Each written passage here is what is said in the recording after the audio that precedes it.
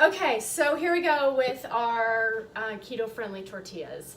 And there are 4 ingredients. The first is egg whites, and you're gonna wanna use 1.5 cups egg whites, which equals, we're gonna do 8 egg whites you're gonna double that. So it's 1.5 cups of egg whites. This is much more watery than real eggs, but you certainly can use whole eggs if you want and go through the whole rigmarole of separating them. I don't feel the need to do that. You're also going to use 1/3 cup of coconut flour. Coconut flour is really absorbent, so you're going to start with 1/3 cup of this, and you might want to add, just see how you feel, like a tablespoon or more at a time. You're going to use 1/4 teaspoon of baking powder. And then this is also incredibly helpful. It's coconut oil spray that you're going to use for your pan. And then you're going to want to use a very small nonstick. This is, I think, 7 inches wide. You certainly can go bigger. Bigger is just going to, take more, make the tortilla bigger. And you certainly can do that.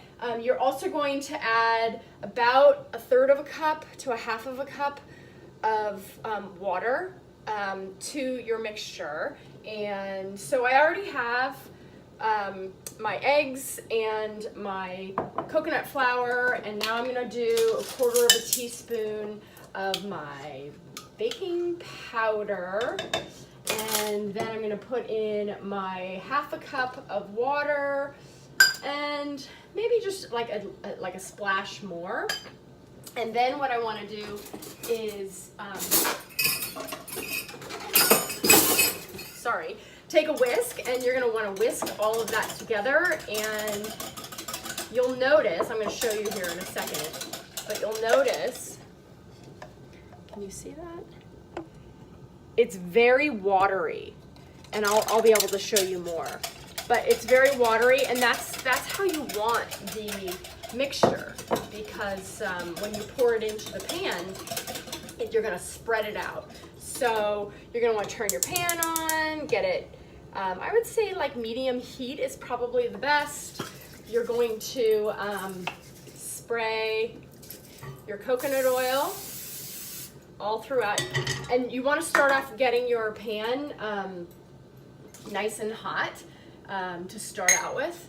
And while that's heating up, you can stir it a little bit more. I like to clean up while things are sort of getting ready. Leave my coconut oil spray out.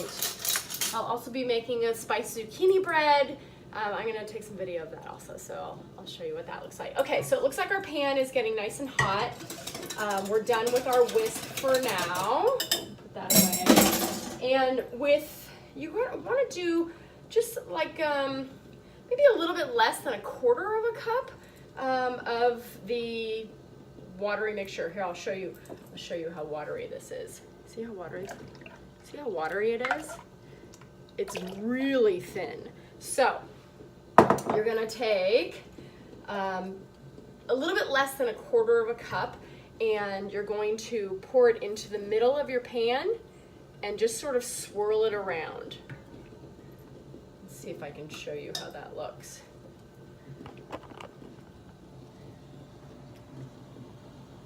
See how I sort of swirled that around to cover the bottom of the pan? And then you're just gonna let that cook on low heat for probably about 2 to 3 minutes. Just let it sit there. And that's why this is, it's kind of a good idea to have a few of these pans. I don't have another one right at this moment, but I'm going to the store and I'm gonna buy a couple more so that I can basically have 3 or 4 pans going all at the same time, because I want to make the best use of my time.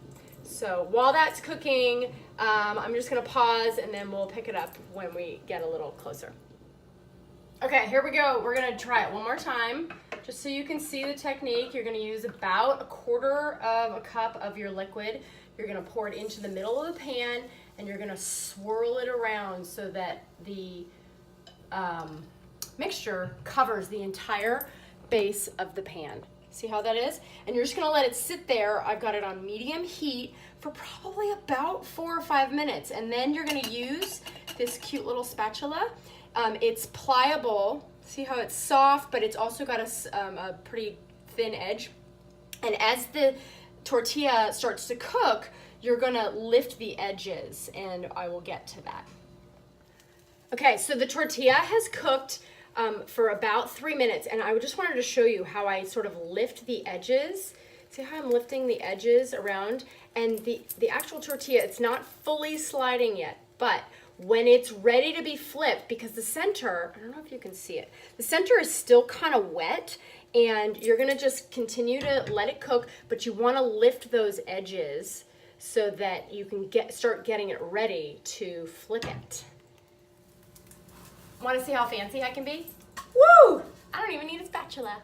I can just flip it right there. Still needs a little bit of time to brown, but aren't I fancy?